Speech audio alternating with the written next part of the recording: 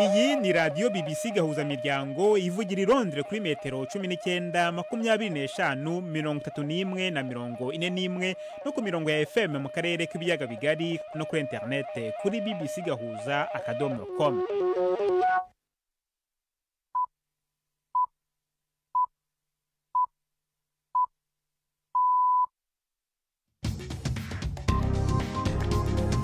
Ubu ni saa 10 n'igice ku isaha mpuzamahanga ya GMT, ni saa 12 n'igice ku isaha yo mu Rwanda no mu Burundi. Muri studio muri kumwe na Jacques Niyitegeka.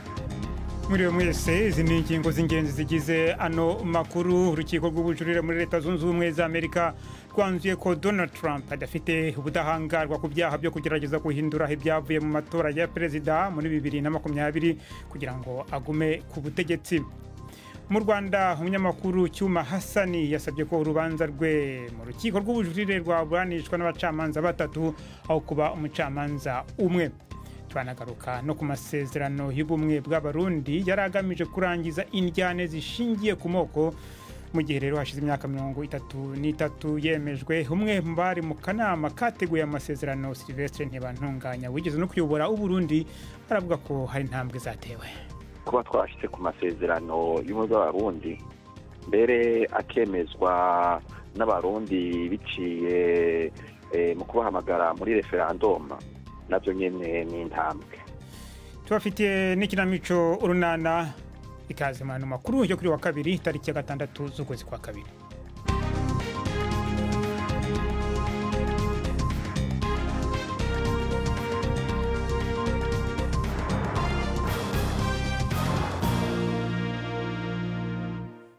Ano makuru ku buryo burambuye reka tuyahere muri Leta Zunze Ubumwe za Amerika, aho urukiko rw'ubujurire muri icyo gihugu rwanzuye ko Donald Trump hadafite ubudahangarwa ku byaha aregwa byo kugerageza guhindura ibyavuye mu matora ya perezida yo muri 2020 kugira ngo agume ku butegetsi.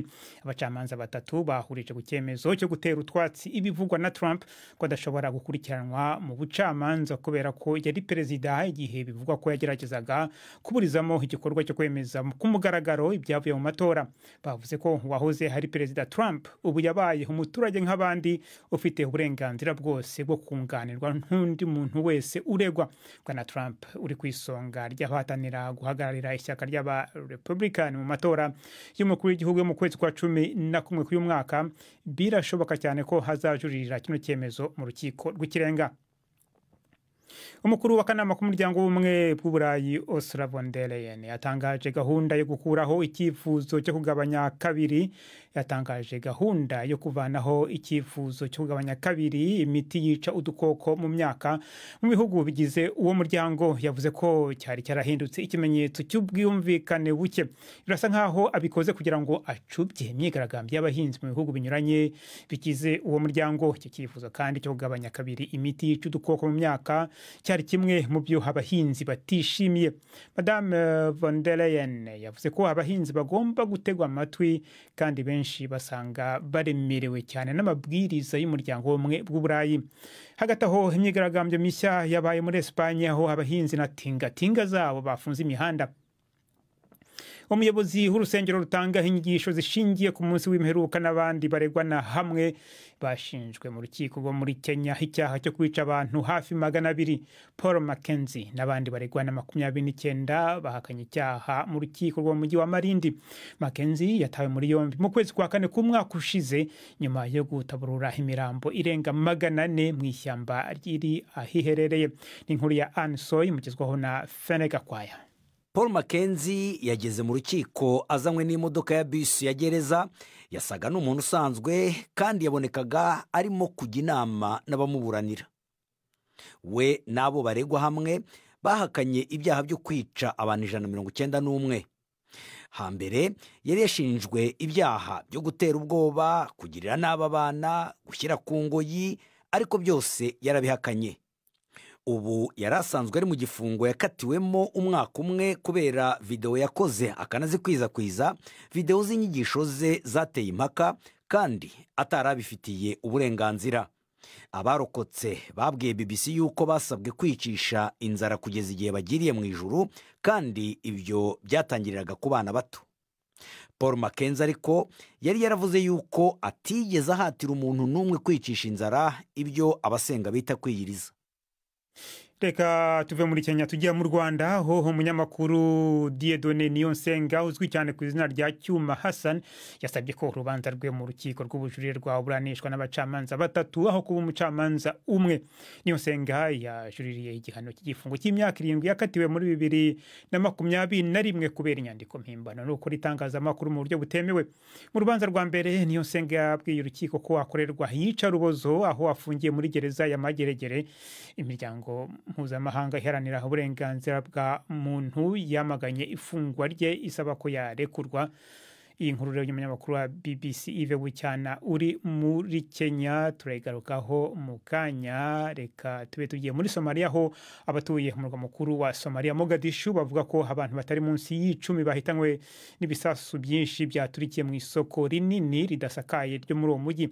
Abandi benshi bakomeretse. Abayibonye bavuga ko ibyo bisasu byaturikiye mu duce 4 two hagati mu isoko rya Bakara. Ntabwo byahise bisobanuka uwabigizemo uruhare, ariko umutwe ugendera ku matwarakazi y'idini ya Islamu wa Al-Shabaab ukunze guturitsa ibisasu muri Somalia.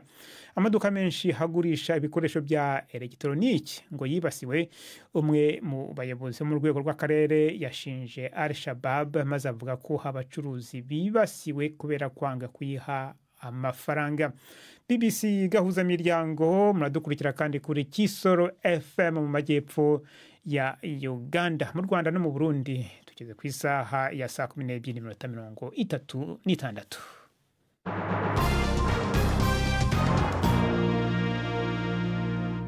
Noneho tujye mu Burundi. Ku munsi w'ejo niho muri icyo gihugu bibutse imyaka 33 ishize hemejwe amasezerano y'ubumwe bw'Abarundi yaragamije kurangiza indyane zishingiye ku moko, intara na politike.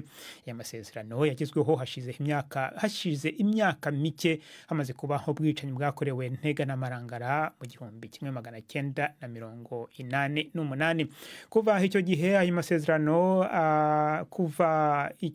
ayo masezerano ni kimwe mu nkingi zigize itegeko nshinga ry'u Burundi. Gusa ntiyabujije ko izo njyane ziguma zigaruka mu gihugu mu myaka yayakurikiye.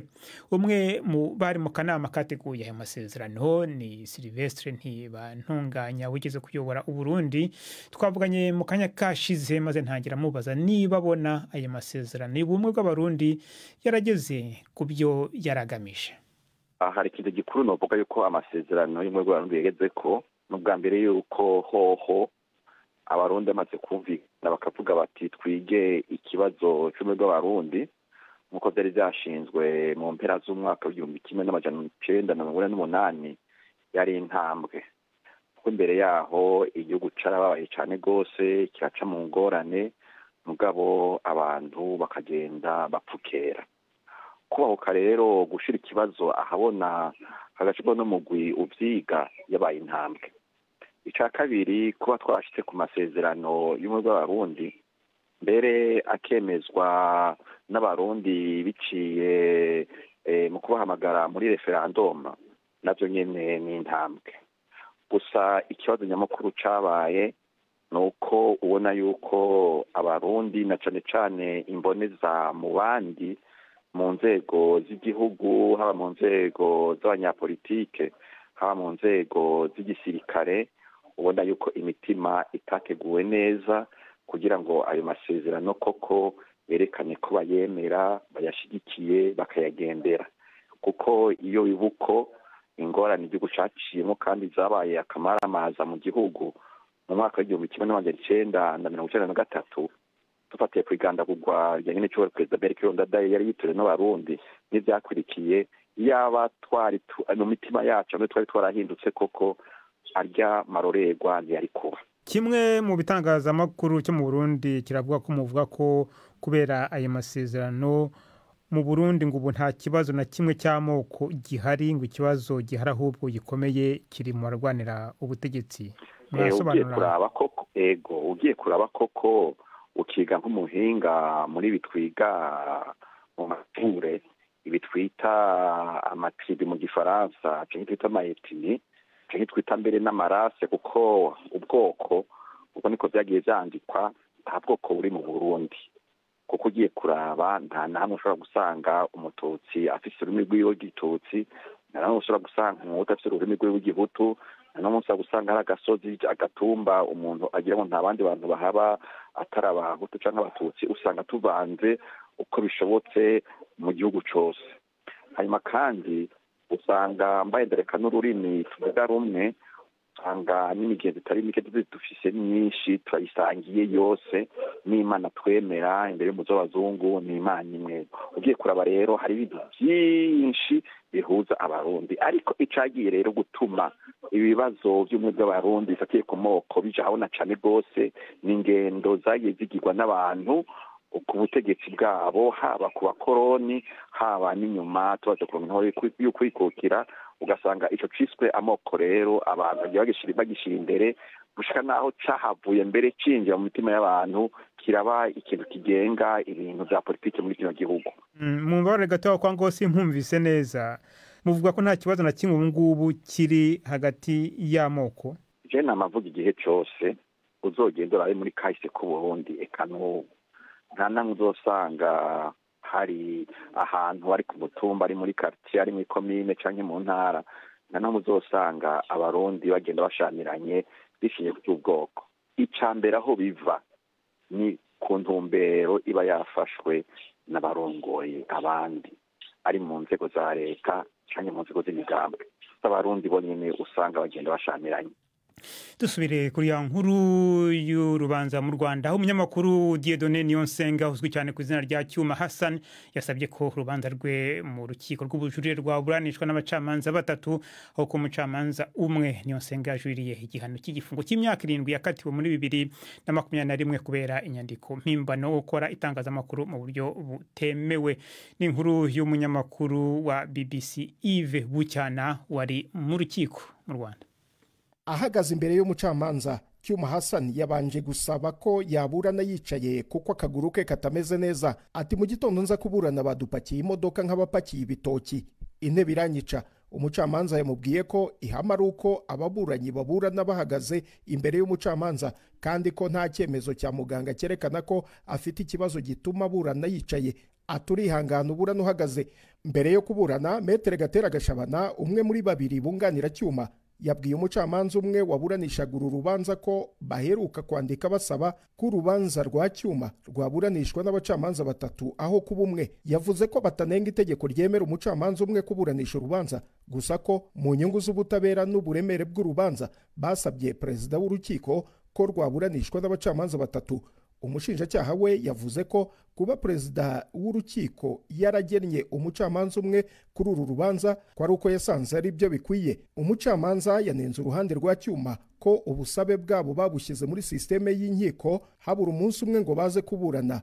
Yafashe umwanya wo kujya kubitekerezaho no kuvugana na perezida w'urukiko ngo bamenye icyo babikoraho.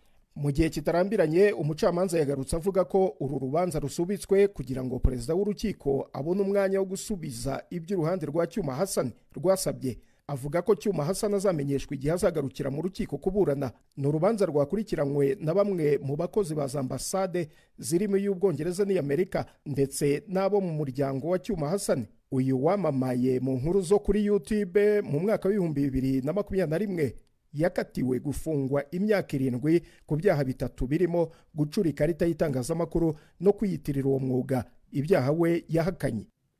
Ambasade ya Nigeria muri Afrika y'Epfo yaburiye abanyanigeria bari muri icyo gihugu bashyigikiye ikipe y'umupira w'amaguru y'igihugu cyabo kwirinda kwishima ku buryo bukabije cyane Nigeria niramuka itsinze Afrika y'Epfo mu mukino wa kimwe cya kabiri mu gikombe cya Afrika cy'ibihugu uteganijwe ejo kuwa gatatu muri Cote d'Ivoire. Birumvikana ko ibi ambasade yabibasabye kugira ngo birinde gushotora abafana b'ikipe ya Afrika y'Epfo bashobora kubiraramo kubera gutsindwa maze bakabagabaho ibitero byibasira abanyamahanga. Ambasade ya Nigeria muri Afrika y'Epfo kandi yavuze ko kuri internet habonetse amagambo ashobora guhindukamo rutwitsi y'abanyafrika y'Epfo avuga nabi abanyanigeria. Hashize igihe kirekire ikipe ya Afrika y'Epfo bafana ni ya Nigeria izwi ku izina rya Super Eagles arebana habakeba. BBC gahuza miryango umwanya w'ikinamico urunana.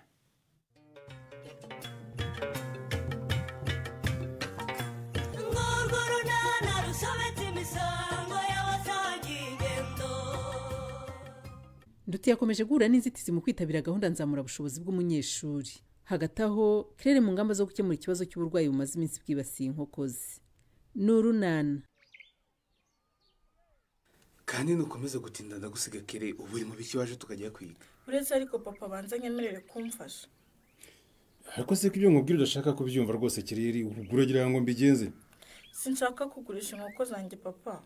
Ariko se ntagaye nasukubwira ko kubaka ikiraro byaguhenda. Ubundi ubutaka bwo kucyubakamo bwo buranganikira. Oyo ubutaka bwo se ikibazo kanka.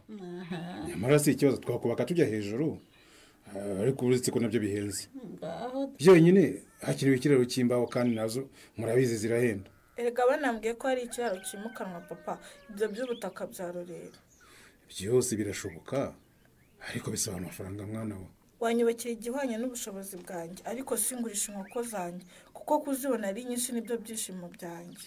Nanjye ariko kuzibona ari nyinshi mbona ari byiza nubwo nyine iyo umuntu agiye kuzigaburira zicurana. Icyo nacyo ni ikindi kibazo. Ubu ziriya zipfuye kubera ubucucike n'umwanda. Ubutaha azazira n'inzara rwose. Urandeke ibyo byose arabikoreshwa nuko afite se w'umwubatsi. Kire. Reka nze nkwereke. Ngahirebera ngaha muri telefone yanjye. Kanze fungure urebe ikiraro rwose cyoroheje kirimo inkoko zitarenze 40. Uzi ko kucyubaka buriya cyatwaye amafaranga atari munsi y'ibihumbi 400. Ariko aho nawe urakabije busho. Ako kazu kangana gutyo katwaye ayo mafaranga yose uvuze. Nukuri da nduzi ndabeshya singibize. Erega ibikoresho by'ubwatsi burya birahenda. Mwana wa niba ushaka korora neza rero gabanya umubare w'inkoko rwose uziteho neza nibwo zizaguha umusaruro mwiza. Nzo ifaranga nabyo nakwibonera papa. Birahenze. Tekerezo cyo kugurisha ndacyemeye. Numva se. Ubwo nyine no gutegereza umunsi w'isoko. Oya nta mpamvu. Ariko nta mpamvu n'ukuri umunsi w'isoko. Ahubwo ndatangamo igisake kimwe tukibye twumva akamaro ko korora. Urakoze Kirere we urakoze we. Yes gitego. Ndekurutanura hasi yewe. Eka nguterure ng'umunyenge yewe nawe wishime. Turarya inkoko mama uriyikarange neza rwose. Ibyo si byo mbwiriza mwana wa. Kere nukuri rwose mu byemezo byose wafashe. Icyo cyemezo ni nyabibwa pe. Kuduha inkoko yo kurya. Reka umworozi nawe akeneye kurya ibikomoka ku matungo yawe. Shawa hagaze gakubwira. Uragenda nk'akanyamusyo none ngo magarare wakihuza. Urashaka kumbwira iki nduti? Wa mukara baduhaye ejo muri gahunda nzamurabushobozi mu myigire washoboye kuwandika. Ubonye ubaza. Sha niyo nku. Gira niba warawanditse ukaba wawukoze unize niyandukurire tisho ataza kumerera nabi. Kuki se ushaka gukorera umugore wo mu rugo mu nzira wagombaga kuwukorera mu rugo? Nta mwanya umuntu aba afite mwana. Ukugera mu rugo nkajya kwahirira inka nkavayo nsanga papa yigiriye mu kabari simbona umfasha kuwukora. Ukumva rero niyo nkuru ari njye ufite iwacu bamfasha gukora umukoro wo mu rugo. Niyo nku uraniza ntuniza. Nyamara urashakira amata ku kimasa. Ayayayayaya. Nibyo ko utigeze witabira gahunda nzamurabushobozi mu myigire. Niyo mpamvu nanjye nkubwiye ngo urashakira amata ku kimasa. Urumva uwo mukoro narawukoze ne kandi barawubahaye nahari. Mana we, usa ndatira ndewe. Nibeshye ngatira narame yanseka. Wose na Sano barirata ngo nabahanga. Mutoni wase we nanjye turi nk'injangwe n'imbeba. Ese mama, niyo mpamvu wahisemo ko twibera inshuti kandi ari bo muturanye. Njye sinkunda abantu biyemera. Nanjye nikomeze rwose. Niyo mpamvu gucudika nawe byanyoroheye. Duteye kimwe. Nuko mbona ugiye kumbera inyatsi. Umuntu utagiye yitabira gahunda nzamurabushobozi mu myigire se urumva utazarushaho gutuma mbu wa nyuma. Wowe nuza agafilime gashyushye mba ngiye kureba sha. Nyuma ya saa sita hariya mu isantere bakunze gushyiramo filime nziza z'umuriro. Ese mama, niyo mpamvu akenshi tuva kurya nkabona uhise unyerera. Cyane rwose, iyo turi burebe uyu munsi mana yanjye we. Ni nziza nabonye igishushanyo cyayo, ndavuga ngo menya nayibonye narwara. Ko numva bishobora kuba ari byiza we. Isasu ribe ririmo mana yanjye we. Noneho acteur arica de banda musatuyemo kabiri. Ko numva biteye ubwoba niyo nko. Ubwoba bw'ikiza si filime cyangwa de bande we naba yamuhemukiye. Agomba kumuturitsa di. None se we, bisaba iki ngo nanjye nzajye nza twijyanire kureba filime? Si kashi se hari ikindi? Kashi? Mani wa muturage we, amafaranga. Nabyumvise ariko se urumva naya. Nose urumva ari ukugenda ugaseka bakakubwira ngo njera mani bisaba amafaranga. ubwo nanyirebye rero nawe nayakura. umva kandi nawe wiba umurezi kuki utashaka kugira ngo uzaze nkujyane wirebere ukuntu wari waratanzwe ibyiza.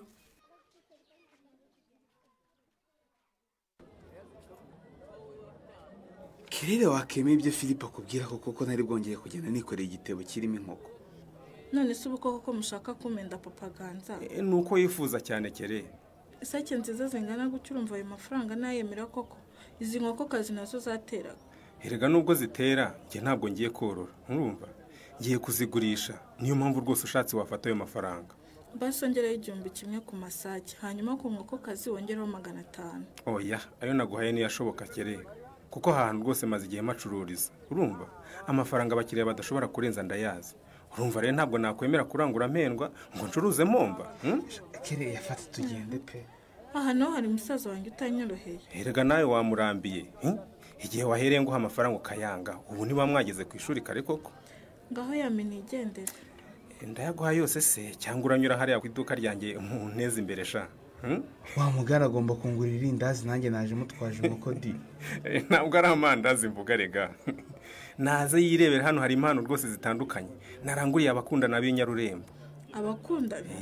Nazi begereje rwose kugira ngo kuri Saint Valentin mutazavunika mujya kuri. Naringize ngo nibura ugiye kuvuga ngo nguri inyama. Urashaka kugura inyama kandi banaduha isake yo kurya Kere? Yabahaye isake rero.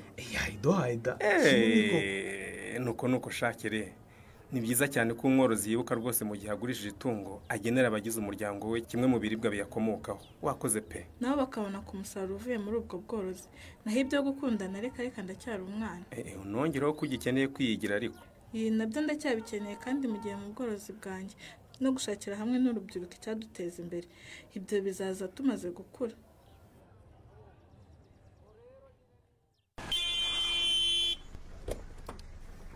Ese ubu ntutashye kare rero?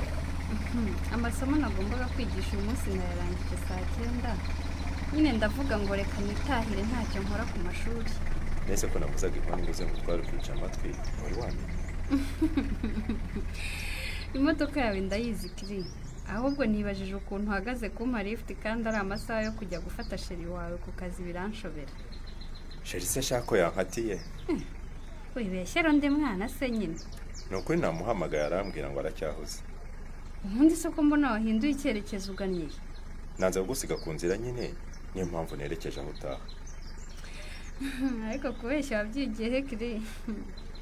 Niganirira garata. Ntubona ko umusatsi n'ubwanwa byanyereyeho? Ugiye mu isantere kwiyogoshesha rero? Ya. Naho ubundi si ukutamenya imodoka yawe. Nuko ntakekaga ko wambona ku muhanda ngo uhagarikwe no kuntwara da. Kubera iki koko Leya? Ubwo nuko umfata rero? Umuntu w'umwirasi uca ku bantu aza akabirengagiza. Urumva natinyuka kwirengagiza umuntu neretswe na Nyesi? Wowe ndabona Saint Valentin wayiteguye. Kubera izi ndabyo z'amahoze se mu modoka? Ni bouquet de fleurs nziza pe. Roze z'umutuku, iz'umweru, iziroze, iza jaune, wow, ziranahumura neza. Ko ni bouquet rero byansabye ingufu nyinshi ntugire ngo. Sha birumvikana Kiri, ushobora kuba nayitumije mu mujyi rwose kuko hano Nyarurembo ntayo wahabona pe.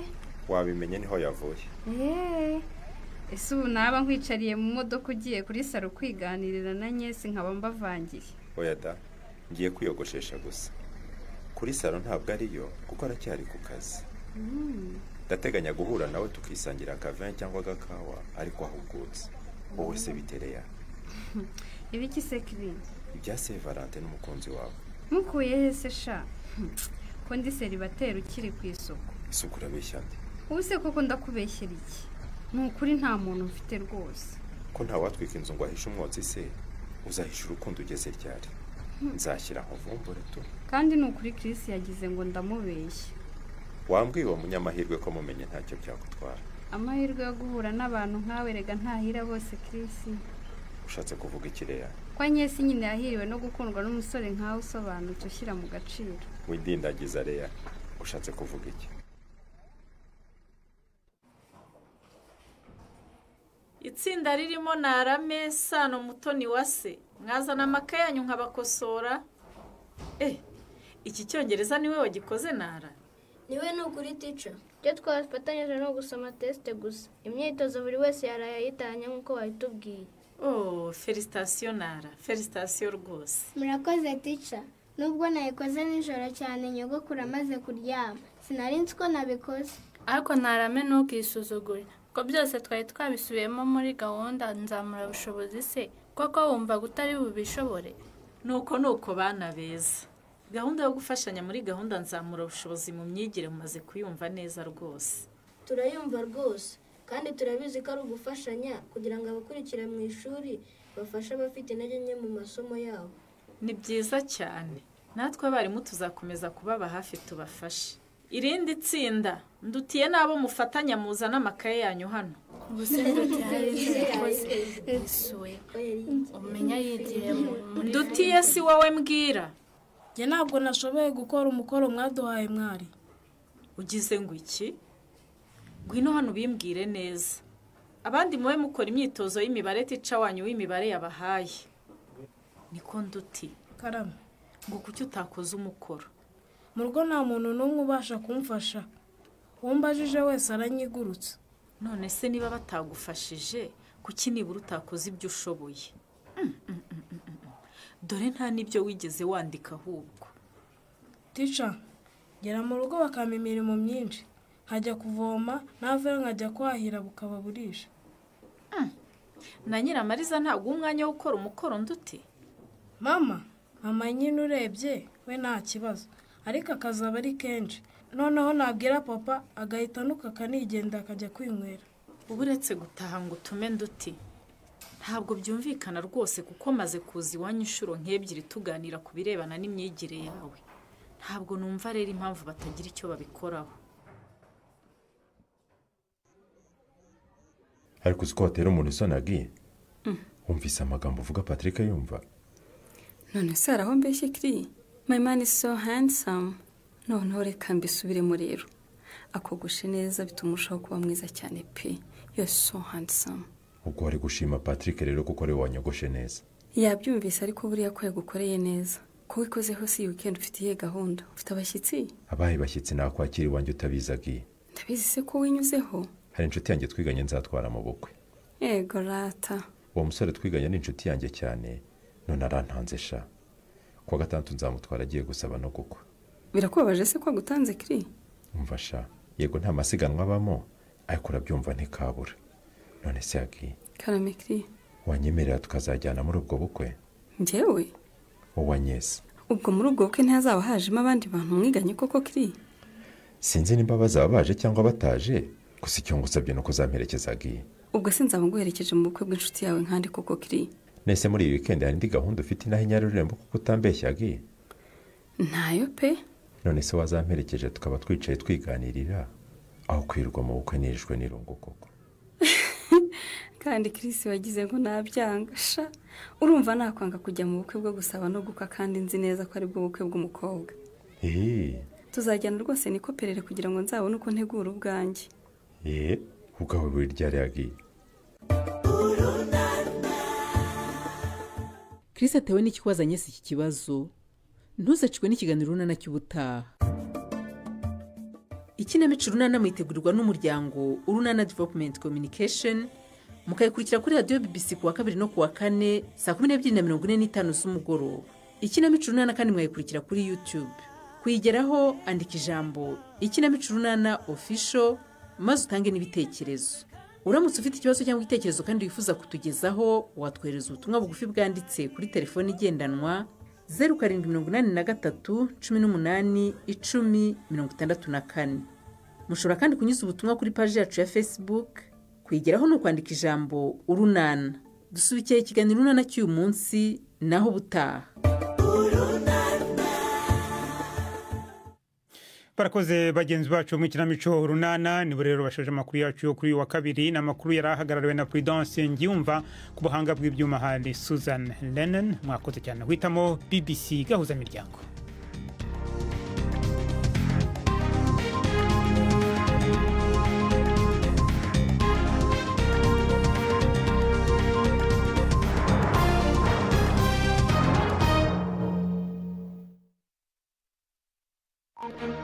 Thank you.